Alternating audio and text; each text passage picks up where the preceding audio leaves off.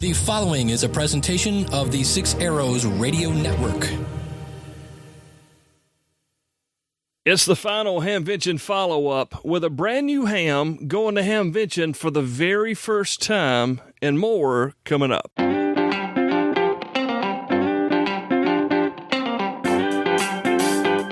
MTCRadio.com presents Ham Radio 360, the podcast. Brought to you by Ellicraft. Now, here's your host, Kel Nelson, K4CDN. Welcome in. Hey, good to see you. Thank you for stopping back by. This is the Ham Radio 360 podcast. I am your host, executive producer here of all things Ham Radio 360. My name's Kel. I'm from deep down south in South Carolina. Thank you again for stopping by. If this is your first time, maybe you're a brand new listener. We just met you a couple of weeks back at Hamvention. Thank you for giving us a chance. Hope that you find this show entertaining and educational. We got a really large back catalog, I guess you'd say, of different shows that cover all different topics, and we're still building upon those with this one, our episode number 79. Yeah, it's was supposed to be a joke. It wasn't supposed to last this long. We weren't supposed to have any listeners. We were supposed to be completely irrelevant. And here we are, almost 3.5 years later, loving what we're doing. Thank you very much for the opportunity to be here with you. Now, if you've been here before, you know that we've been talking a lot about Hamvention. It was a really big deal this year because they moved it from the Hara Arena to the fairgrounds there in Xenia.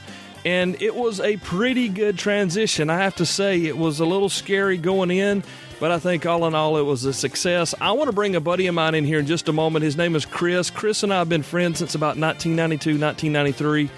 And Chris tagged along with me. Actually, he was my co-pilot as we drove up to Xenia and back for Hamvention. So we'll talk to him in a couple of minutes, get his feel for the show, if you will. And I've got a couple of things I want to follow up with as well. Hey, when I had some time to hang out, which was outside of the booth, not a whole lot up at Hamvention, I spent a lot of time hanging out with my friends from Main Trading Company down in Paris, Texas. On the way over there, I got to meet Ray Novak from ICOM, and it was great to catch up with Ray. It was really cool to hear about their new hams in Japan, a giveaway that you can sign up for. We'll have a link there in the show notes. Listen, if you're into amateur radio, if you're into ICOM gear and you're needing something, maybe you didn't make the trip to Hamvention, maybe there's not a good ham fest around you locally, let me encourage you just to visit with my friends Richard and Christine Lenore. You can find them at mtcradio.com, some of the finest people on the planet. I'm not just saying that because they're sponsors of my show. They are dear friends of mine who I will trust them to take care of my listeners, okay? If you need something, give them a shot. MTCRadio.com. They've got everything from the top to the bottom from ICOM, and they can get you the best deals online. But call them. Let them know you heard about them here on Ham Radio 360, and let Richard do his magic.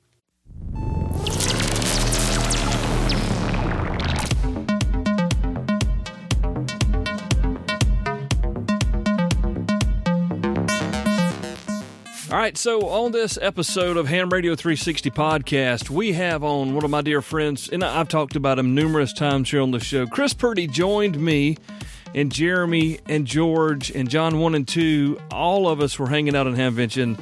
Chris is a brand new ham, and I think we might have scared him a little bit on the first day, maybe some the second day. But nonetheless, he was a great help, and just a lot of fun to hang out with Chris again. So, Chris, I want to welcome you to the Ham Radio 360 podcast as we're here over a week now being home and kind of recovering. How you been? I'm doing great, Kale. Thanks for having me. How are you doing? I'm good, man. I'm still, honestly, dude, I'm almost caught up with my sleep. I mean, you were there. You slept through a lot of the stuff at nighttime. Of course, that's when people should sleep, but you can attest that there were some long nights in this post-production, this world we were trying to create for our listeners who weren't there. That's true. And I feel bad that I did sleep through some of that. And I know you guys worked really hard at it. And I am very sure that the listeners appreciated all that you put into it. Well, yeah, I know they do. And that's why we do it. So many people can't come. But, man, did we have a load of people that were there and came by the booth. Now, when we got there Thursday, we did have a mess with the booth in the tent that we had been assigned. and we'll just save the drama for you, Mama, and we'll talk about it a later time. But we had a conversation with Joe from Air Spy. We got inside, sharing a booth with Joe, and then we got to work and throwing the booth up. That's typical kind of what you kind of expect for a an event like that. But after a few minutes, we kind of walked around and looked around a little bit. When we first got there and got the booth set up and then kind of wandered around peeking in people's booths, I mean, what did you think? What was your first impression of all this stuff you saw laying around? My first impression was, you got to be kidding. Because all these, my perception was not as technology or how do you say it? Technologically? Yes, thank you. Advanced as I thought it was going to be for a lot of this stuff. Some old school stuff, but a lot of almost in my mind, futuristic. Well, yeah, I mean, a lot of it is cutting edge and just wow. And of course, we didn't even see all of it because they were still in the process of setting it at that time. But I mean, like the tower, the big, huge 120-foot crank-up tower laying there in the middle of the floor, that was pretty sick. That was awesome. And if we could have taken it home, we probably would have, I'm sure. Yeah, it would have not fit on the mother-in-law's roof of her Equinox, I'm sure. So we were kind of kicking tires and walking around and just kind of getting a feel for the show, the grounds of the show. You said you saw a lot of stuff that kind of freaked you out. We were seeing people we knew, which I know that you didn't know who those people were. And that was probably kind of weird a little bit, but you were taking it all in stride, man, and it was a great help getting the booth established and whatnot. On that first day, what was the biggest impression made on you on that Thursday when we arrived there in Xenia? Well, I think just the grand scale of everything was pretty impressive to me. I had no idea it was going to be that big of a convention. And that many people would end up coming, and I knew you guys and remembered you guys told me everything that it would be, but I just wasn't really mentally prepared for it. It wasn't like it was extremely overwhelming, but it just put an extra kick in my step and got me a little bit more excited than I thought I would get. And also just the camaraderie of Jeremy and George and John 1 and John 2. Yourself also, it just seemed like everybody welcomed me in, and I was real excited about that. Cool. Well, that's one of the great things about the hobby. Now, there are a lot of people that will tell you not everybody's like that, and but that's not just ham radio. That's life in general. I mean, you go to your kids' softball team and go to a game, and you can meet some jerks there, and we got them in ham radio. But you're right. So I met John 1 last year for the very first time. John 2 was a brand new guy. Really cool to get to hang out with him. And it's just like a great big family. You just kind of come in and everybody's like, hey, it's been 364 days since I've seen you, but man, it's great to be here with you. Yeah, and I did run into some of the grumpies when I was handing out the flyers for the Ham Radio 360 podcasts, and some of them kind of shocked me, but for the most part, everybody's real accepting and took a flyer and asked questions about it, and I was able to kind of feed them what information I could, and if I didn't have the answer, I could always turn to you guys and beg for mercy. Now, we got set up, and we were, we've been driving almost 8 or so hours, and we decided to go back to the room and get a shower because it was hot. And surprisingly, if you've never been there, folks, it's humid in Ohio. And we got to the hotel, took a shower, and got ready to go. Went to supper that night, just kind of hanging out with the guys and whatnot. But Friday morning came very bright and early.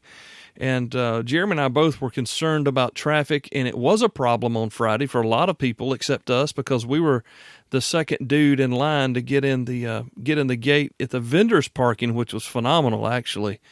But it was a very early morning. When you got there and things started rolling, Chris, you had already been kind of overwhelmed on Thursday just looking around. But when they opened the gates and people came in, I looked over there, and you were handing these flyers out as quick as I need to take you to the hair shows for Carla's book too. I mean, you handed out 500 flyers in a matter of like 45 minutes. We've never accomplished that before. Well, I think I don't know how you did it. Sorry to talk over you, but it's probably because I ate 5 donuts and 20 cups of coffee. Yeah, I wasn't going to bring that up, but since you did, Well, for any vendors for next year, they had free coffee, free donuts, and I definitely suggest you partake. They had some good stuff in there. Oh, It was man. beautiful, like homemade stuff. It wasn't like grocery store donuts. No, it was good. It was good stuff. Yeah. I was excited for the next morning. Yeah, yeah. So when you're there, you got all these flyers, you got a job, you got something to do, and you took that upon yourself. Thank you, by the way, and just killing it. And I noticed as the flyers were running down, you seem to be kind of running down too. And it was almost like, and correct me if I'm wrong, you were almost kind of overwhelmed to this point, like, oh my gosh, what have I gotten myself into? Is that a pretty fair assumption? Well, I think so, especially when people would start asking me more of the technical questions about the Workbench show that I couldn't answer, and then I had other people just walking by and I was missing them, not able to get flyers to them, which I guess really wasn't that big of a deal, but in my mind I was failing the mission for those for a short period of time. But it's just when you're in the moment and you're just doing something and you want to get it out to many people, and then you have people rejecting it and some people accepting it, you have a kind of a emotional up and down. Somebody just rejected me. Oh, somebody accepted me. That kind of thing. So, but after that, things kind of smoothed out. I walked around some on my own a few times, and just got to look at all the just crazy stuff that I like I said before, I didn't think would really existed. And just had a lot of fun. I loved coming back to the booth and watching you guys just talk to people, and the people that really wanted to meet you three was really impressive to watch that, how so many people were influenced by the podcast you do and the information, and of course it's the personalities as well. Yeah, we've got a great team, and it's really cool how we've kind of come together and formed this thing out and worked out the kinks and the bugs and found our place. And I tell you, man, I had to listen to George tell people about the dummy load, the smart dummy load, the power disconnect board, and all these things that we had there at the booth to sell. And I was kind of overwhelmed myself. I'm thinking, I've got to remember what he just said, so when someone asks me, I can tell them, because, of course, I had just been introduced to those things on Thursday. The first time I'd ever made acquaintance with them. So it was kind of a shocker to me too. Right. And I'm not the technical guy. I'm the conversational guy. Yep. But I did see you sneak off a few times, and it was really cool. It was really encouraging to know that you were going out there and seeing this stuff, because if you've never been to Hamvention, and see, that's where I was last year, except I could not leave the booth, except I had to get there real early in the morning and kind of pick up, and look underneath people's stuff to kind of see what was going on. But it is so overwhelming. If you've never been, and of course it's too late now because it happened a few weeks ago, but if you have the opportunity to make plans to attend an event like this, I mean, you just have to take the biggest the biggest ham fest you've ever been to and multiply it by a factor of infinity, and that pretty much winds you up with Hamvention. It's just so big, it's so much. I was there for 4 days. I might not have gone into building 3. I can't remember, but I missed a bunch. I didn't even past Richard and Christine's trailer from MTC.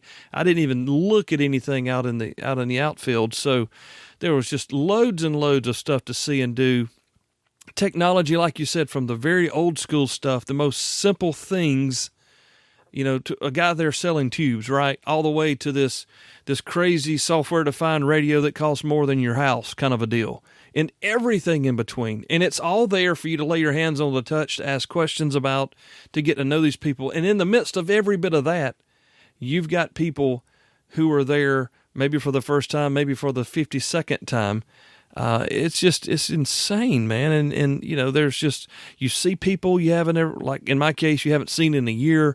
There's a lot of people you've never seen, but it's there. And just quite honestly, do you think you would go back if you had the opportunity next year, year after next, something like that? Oh, 100%. Yeah. Just had such a blast. Like I said, just cool. Hanging out with the guys, meeting a few new people. I really enjoyed meeting the MTC crew. Got to talk to them a little bit, and just stood back and watched them deal with potential customers and watch it morph into actual customers. How they just won them over with their kindness and willingness to talk them through things and discuss whatever kind of question they had. Also, I was pretty impressed with a booth. I don't know if you went into it. It was the Keeping Satellites in Space. I don't remember the actual title, but it was a whole area. It had to have been 10 booths in a whole end of a hall. Oh, was it AMSAT? I'm sorry? Was it AMSAT right on the outside of where we were? All the way down at the other end. Yeah. That was the AMSAT guys. Yeah, so I went through there, and awesome they had on display their mini satellites that they build that have little mini solar panels. They're probably 1 foot square, and they launch a whole bunch of these in space and able to use that with ham radio and other kind of research and signals. And I was really impressed with that. I spent probably a good 30 minutes over there talking to one of the guys. Cool. And a lot of it just went over my head. So also another thing that impressed me, which we talked about on our ride home, was some of the wives that were there with their husbands. As they walked around, the wives just patiently kind of went with them. Some looked like they were being drugged, but others were just there to support their husband's hobby, and they looked nice and content. And I talked to one of them, and she said, it's better than having a Corvette. So, yeah.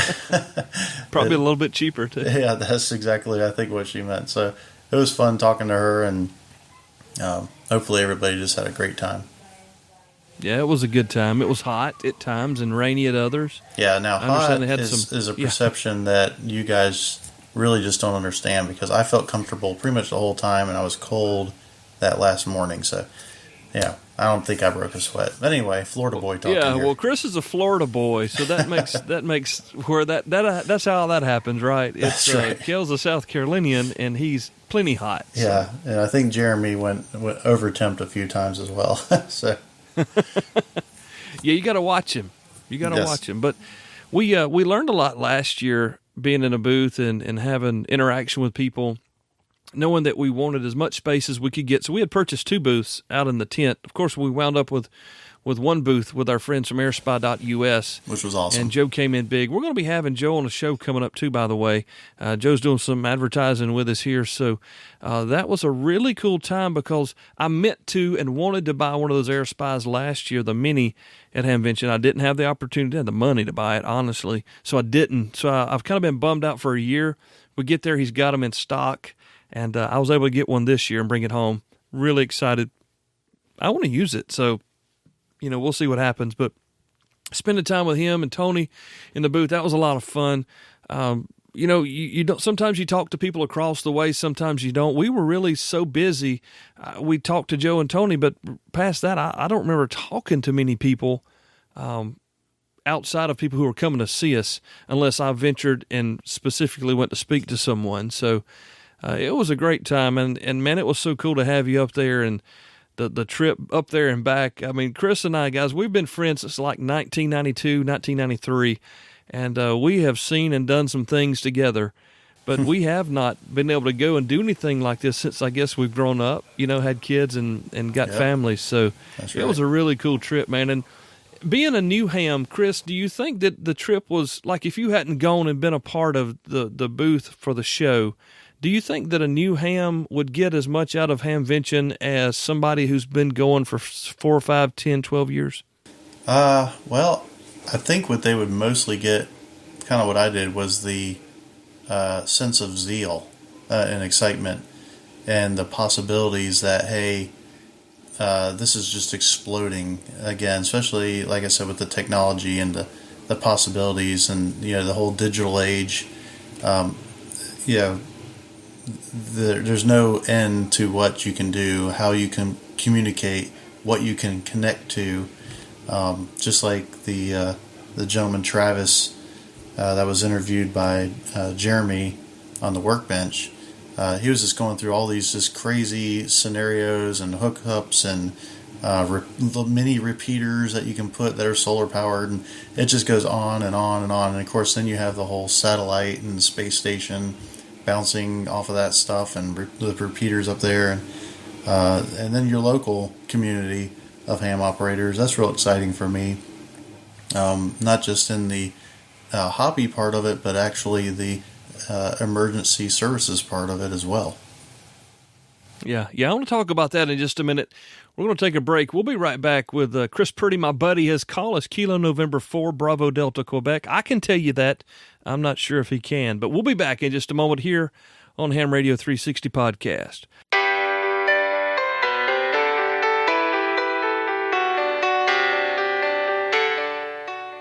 Got a funny story for you from Hamvention. I was walking through the venue, and a gentleman approached me, and he says, "Excuse me, I need some help over here. Do you work here at the fairgrounds?" And I said, "No, sir. I'm just a podcaster." And he turned around, and I noticed his name tag. It was Wayne from Elecraft. That was quite humorous, but I got to tell you, it got even more funny as I had the opportunity to hang out with Eric for a little while, and I also got to meet Margaret from the office there, and it was just so cool to see their booth slam full of people. You know, we had people taking advantage of free shipping. They had some really cool Hamvention deals. A friend of mine from Hawaii, he got to buy one of their new amplifiers, and he's getting it shipped all the way to Hawaii for free and tax-free as well. So, listen, they've got deals every month on Elecraft gear. If you're looking for something to put in your shack, maybe put in your bag and take with you to the mountains or to the beach, you know, it's time to get out there and get on the air. And who knows, you know, field day is not too far away. If you're looking for something like that, let me point you to my friends at elecraft.com. It's Hands On Ham Radio, and you can find it at elecraft.com. And we're back on Ham Radio 360 Podcast, hanging out with my buddy Chris, Kilo November 4, Bravo Delta, Quebec. Chris, a brand new ham. I mean, he's been licensed since around Christmas time, I guess. And really excited. He's got some radios. He's got some gear. He's got a desire to be on the air. Chris, you kind of got into ham radio, kind of like me. The emergency communications thing's kind of what got you here.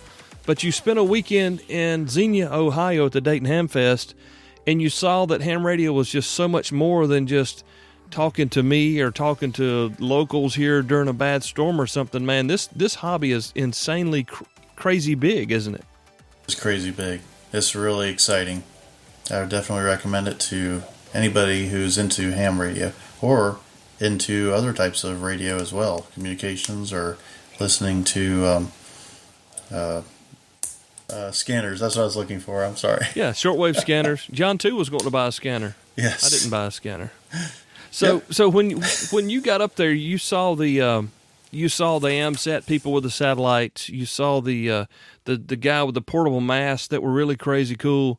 You saw other podcasters, and I think that you really had you're like us, man. You were kind of just totally stoked to meet 4Z1UG. Oh yeah, definitely.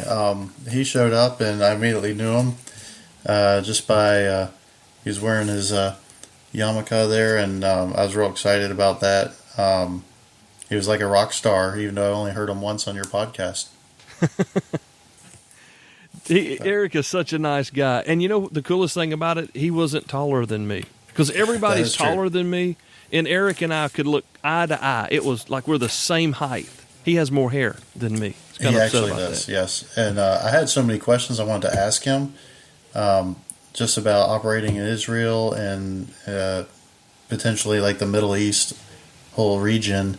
But he just got flooded by person after person that just wanted to talk to him, shake his hand. And what was really neat, he was handing out these little, look like postcards, has his information QSL on. card.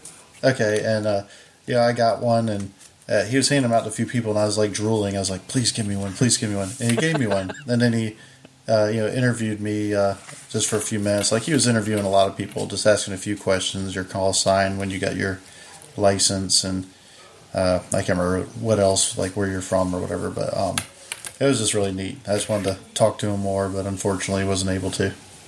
Yeah, Eric is guys, I'm telling you, that's a cool thing about this whole podcasting thing. You know, we're just real people, just like everybody else, and Chris can vouch for that for sure. But Eric, just a really nice, down to earth guy.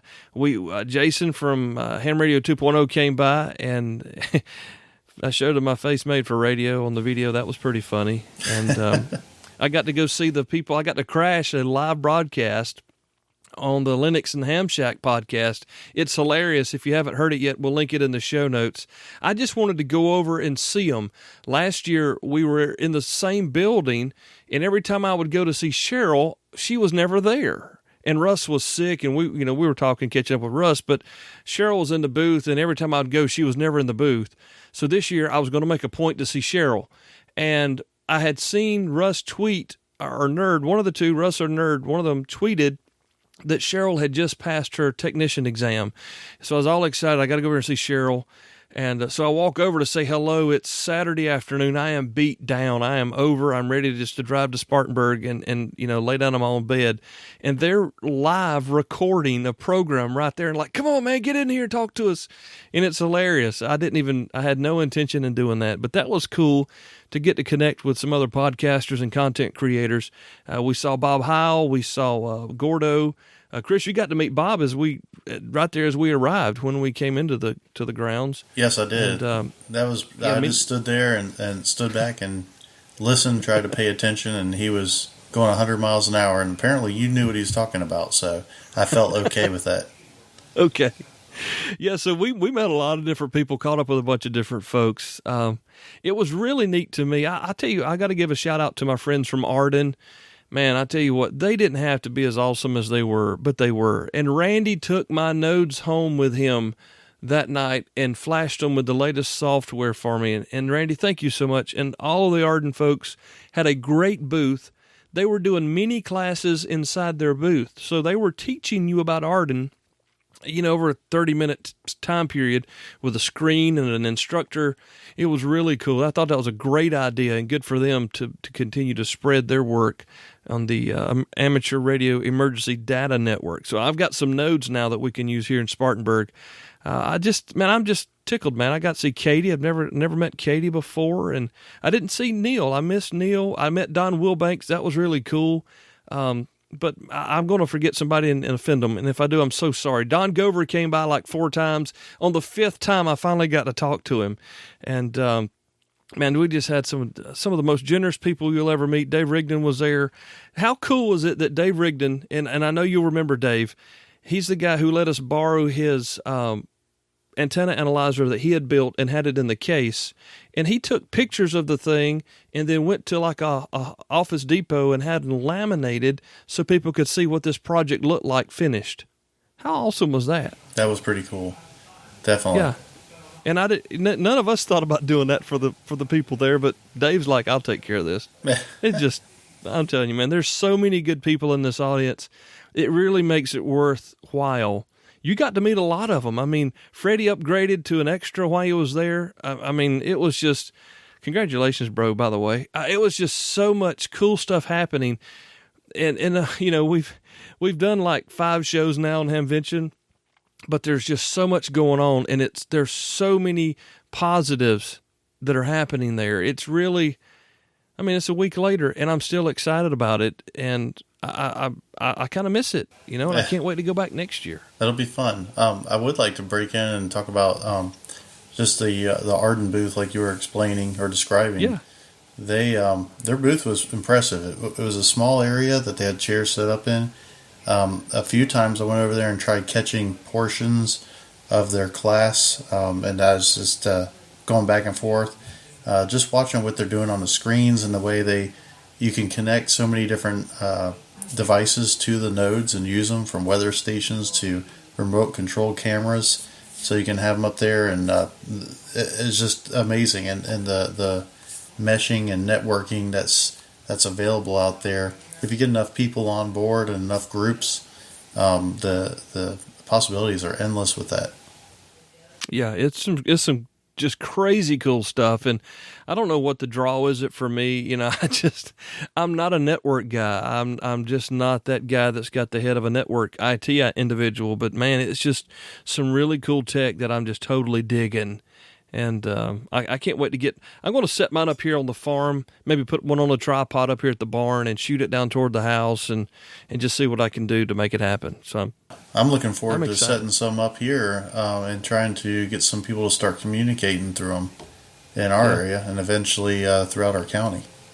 Yeah, that's one of the needs that I know that we have in the Definitely. EOC and around the city. So yeah, we just need to build that out. And it's the thing about it is those people in the Arden booth, just like the people in the AMSAT booth. And I got to see Andrew Glassbrenner, hey bro, a couple of times, and we've had him on before about AMSAT. And just those people put their time into this thing. They're not making a living.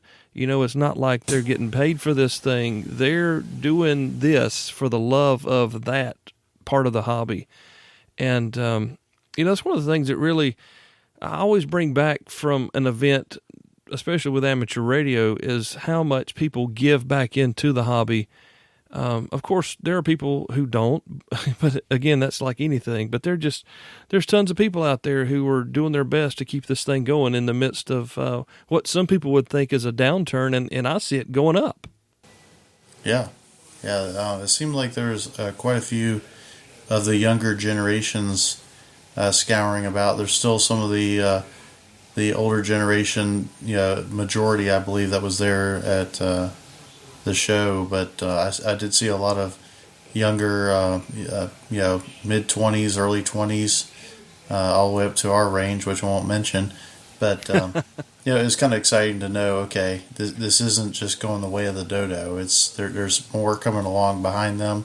I guess the goal is to get the word out to people like me that were not really thinking about it initially, and just keep talking to them and ask them about it and saying, hey, wouldn't you like to do this? Wouldn't you like to do that? And eventually their interest will probably end up getting piqued, and they'll find out that it's a real enjoyable hobby.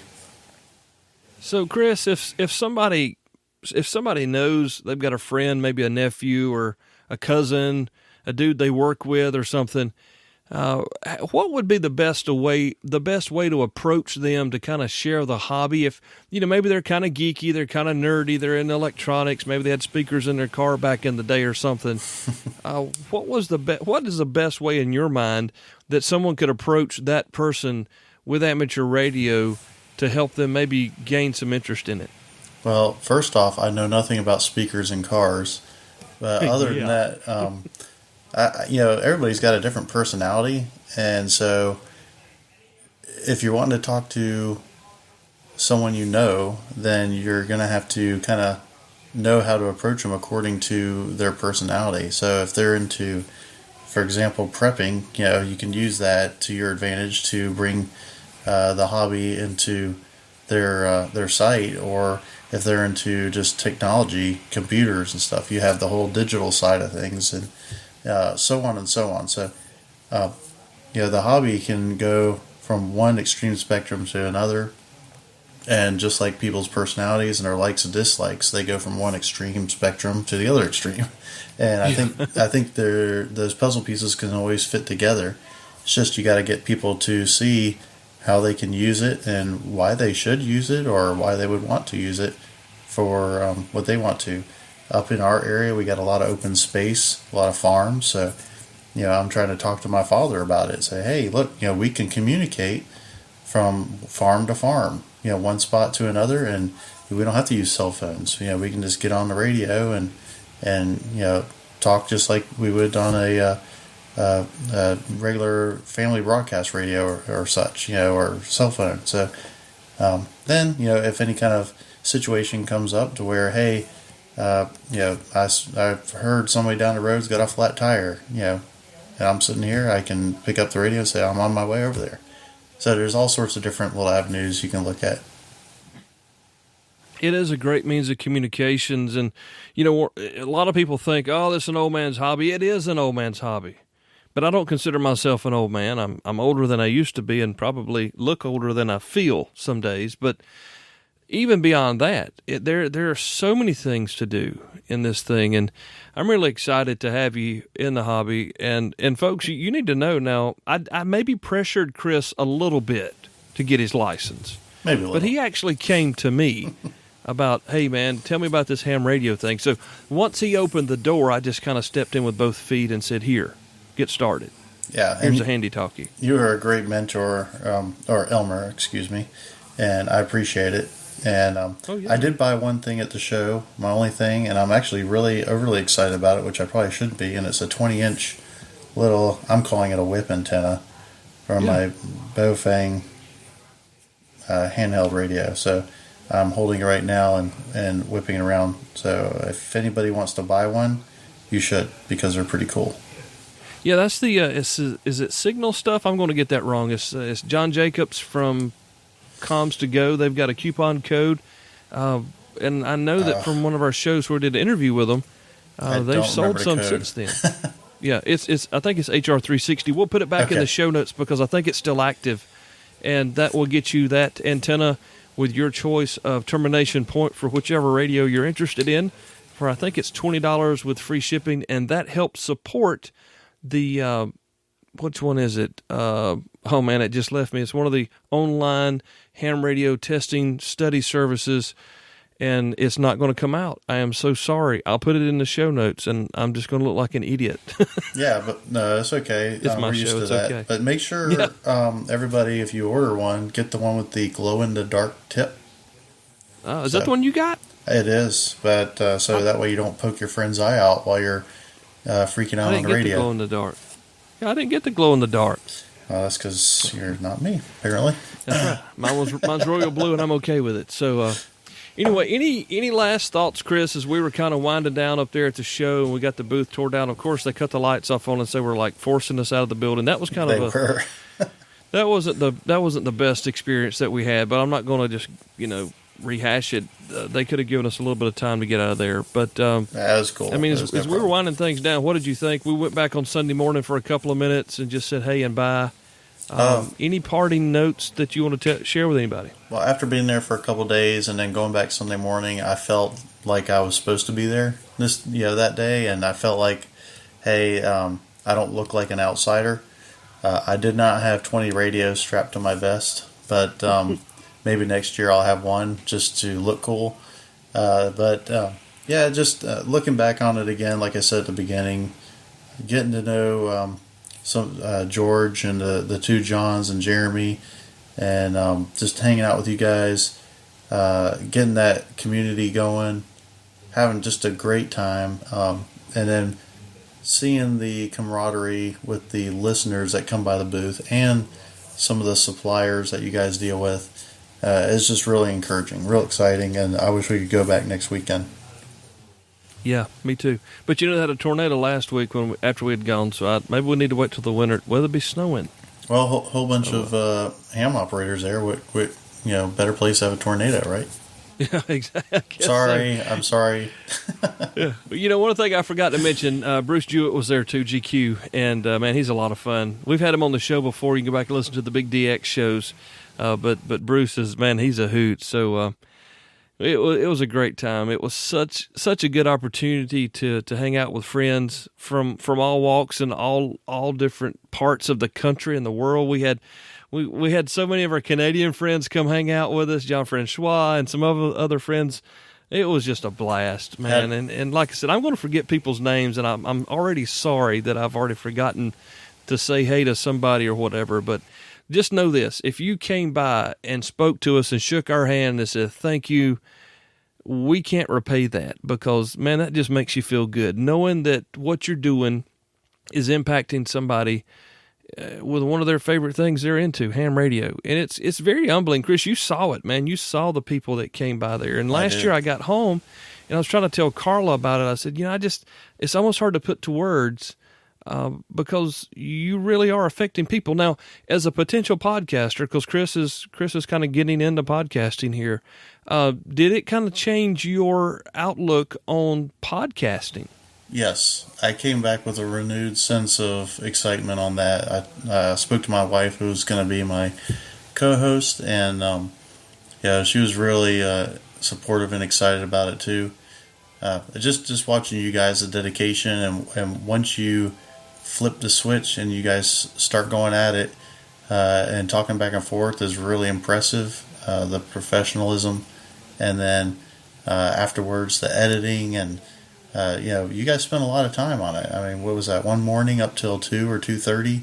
Yeah, it was 2. Yeah, and I was snoring away. I was sawing logs like crazy over there with a shirt over my eyes and my headphones on. But you guys were hard at it, and you got up the next morning bright and early before the sun was up, and I couldn't believe what I was doing, and I felt tired, and you guys were ready to go. So it was pretty impressive. Well, it's something, I'm telling you. I came home last year. I didn't know what words to use. Second year I'm home. Really, maybe I'm just humbled. And, it's not like I'm trying to go out and take over the world and be the number one podcaster about ham radio and gain accolades and make a living and all this stuff.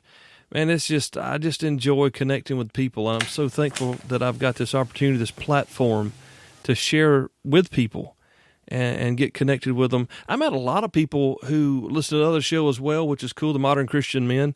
And, it was just a great opportunity to reconnect with the listeners. And if you're, let me say this, if you're out there doing something and you're creating something for someone else and somebody's listening, let's say you're a podcaster and somebody's listening and you know that they're listening, don't worry about where your numbers are. Don't worry about your sponsors or any of that. Just relax and enjoy the fact that you're doing something and someone appreciates it, because we saw that this past week, and Chris was privy to it with us. And again, we just came back home and we've talked, and we're still just blown away, humbled, and so grateful for the opportunity that every one of you have allowed us. So, Chris, thank you for going with us and for helping. You were a tremendous help. Even sitting over there in the passenger seat, man, that was you just held it down, bro. Right. And eating combos and Red Bull, baby. No, but it was great to have somebody to keep me company in the ride, and not having to fly and be kind of hung up with an airplane and a rental car. There's freedom in your wheels. So it was fun. I'm thank Sunshine as well for you getting to go and hanging out, and hope you enjoyed it. And we're going to put you on the list for next year if you'll go back with us. Awesome. Yeah, and I'm looking forward to actually knowing what I'm talking about next year, besides just repeating dummy loads and smart dummy loads or that kind of stuff, and actually meeting some of the people that you were excited to meet this time. So excellent. Well, man, thank you so much. Totally stoked to have had you here, and we'll chat with you again really soon. Awesome. Thanks for having me on, Cale.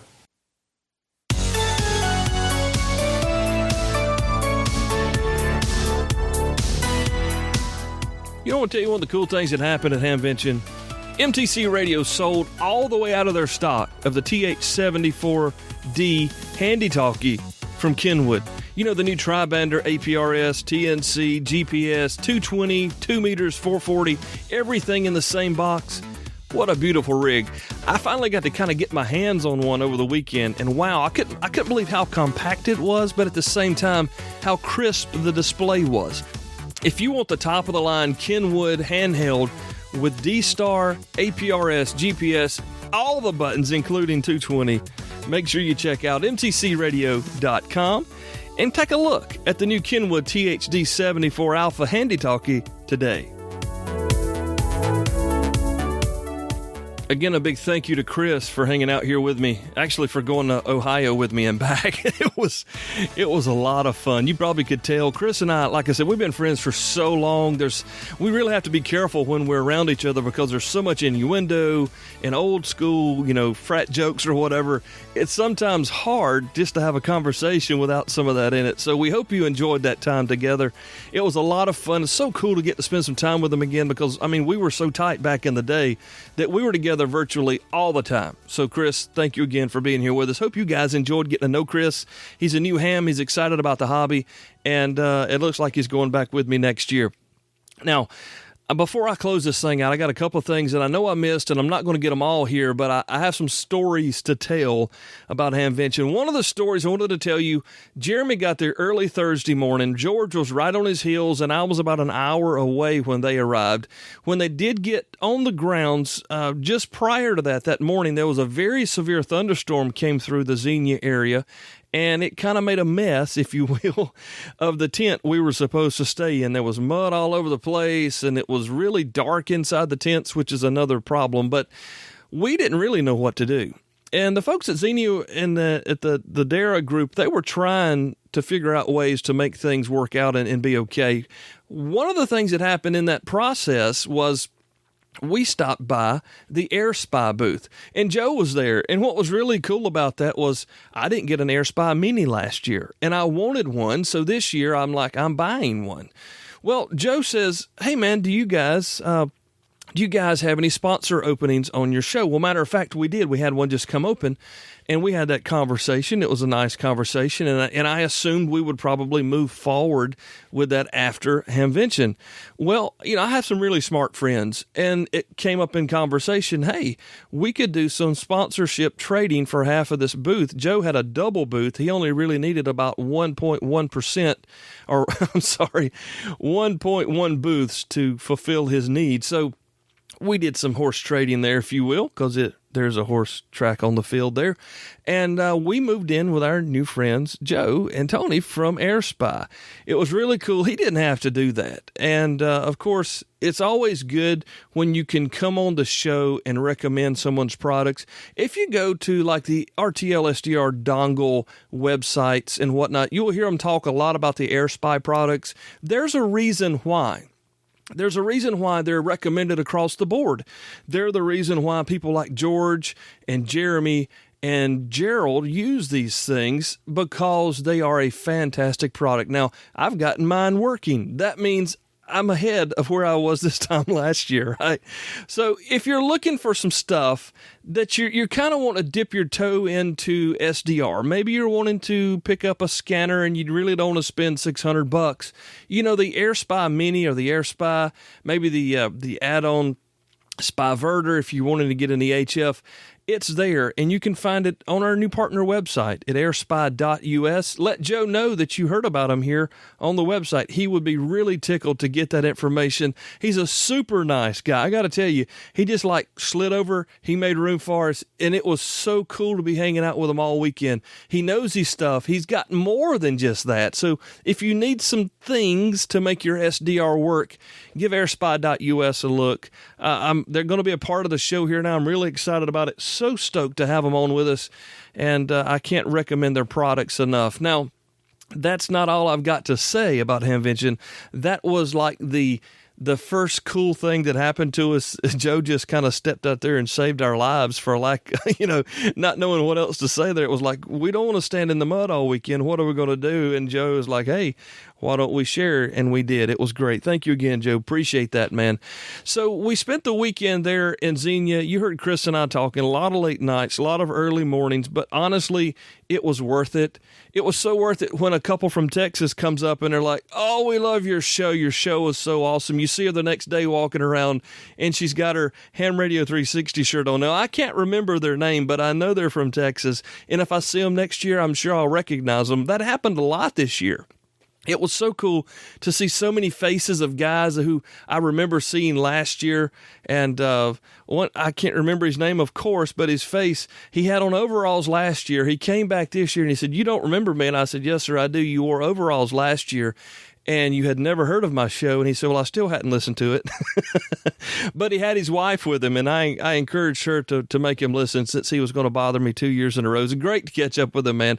So many people. I mean, it was people from all over the country that I got to hang out with last year. Remembered their faces. One of the things that kind of shocked me, and maybe it's a Facebook, Twitter thing, I don't really keep up with people's call signs. Maybe it's just a Kel thing, but I remember their names, like my buddy Freddie, who came by a couple of times, and Janet's probably going to wind up getting her a new Escalade out of this, or Tahoe, whichever one it was. But he actually upgraded to his extra at Hamvention. Now, how cool is that? Because I remember last year, Freddie was a brand new ham. He's a trucker ham, like my buddy James, and it was so cool to get to see him and Janet again and just kind of catch up. John Jacobs out there, he was still in the tent, right, from Comms to Go, and his dad's actually going to come on the show and going to do a show about fox hunting.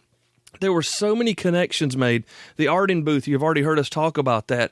And getting to catch up with Ray from ICOM and, of course, Main Trading Company, our friends at Linux and the Ham Shack podcast. That was a lot of fun, and there'll be a link, again, in the show notes if you haven't heard that yet.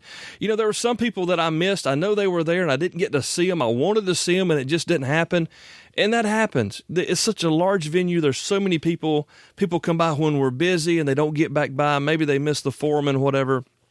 Anyway, it was a great experience. I can't say that it was like the best ever, but I think it was better than last year.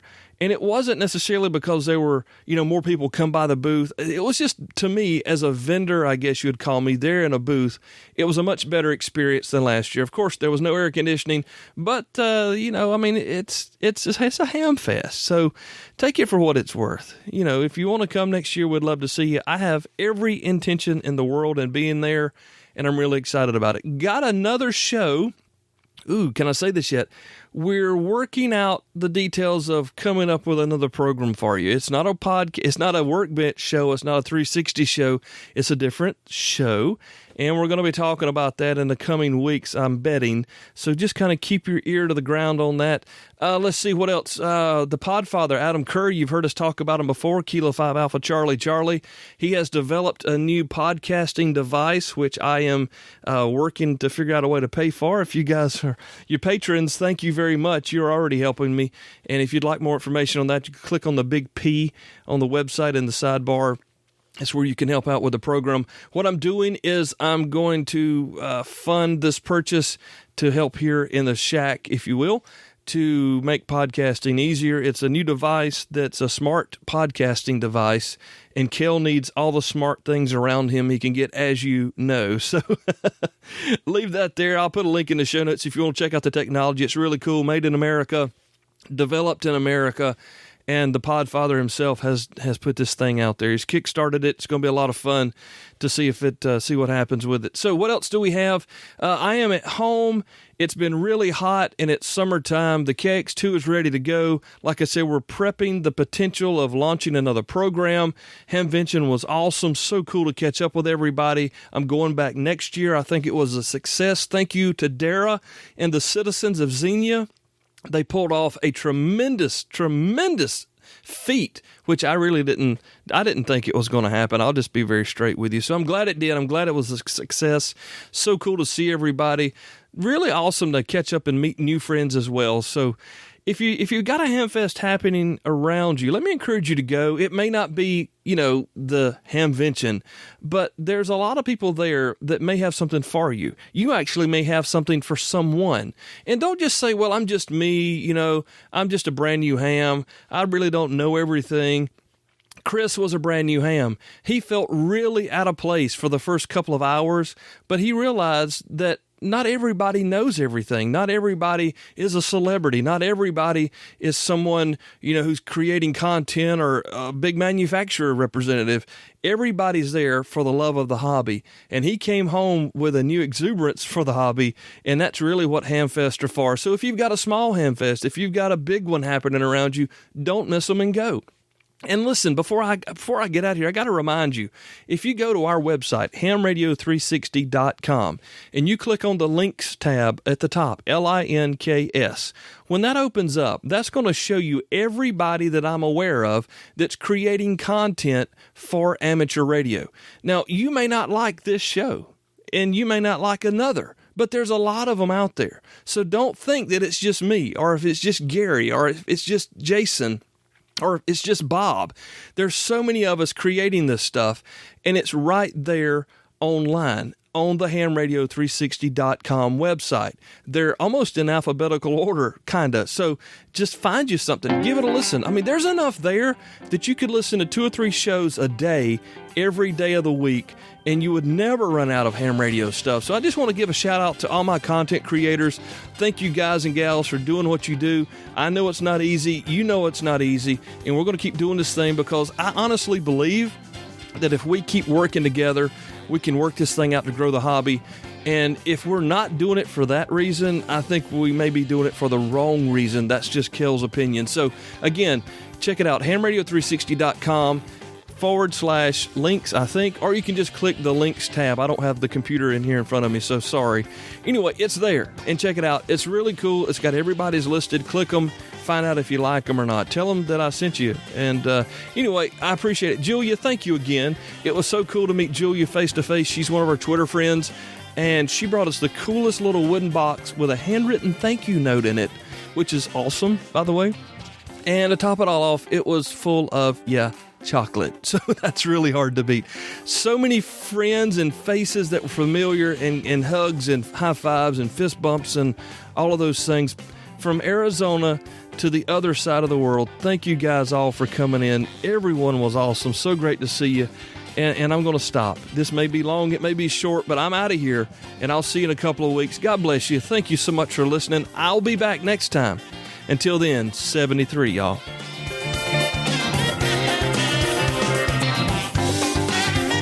Thank you for listening to the Ham Radio 360 podcast, brought to you by Main Trading Company, Paris, Texas, and by Elecraft.com, hands-on ham radio. To learn more about the show, visit our website, hamradio360.com. 73s, y'all.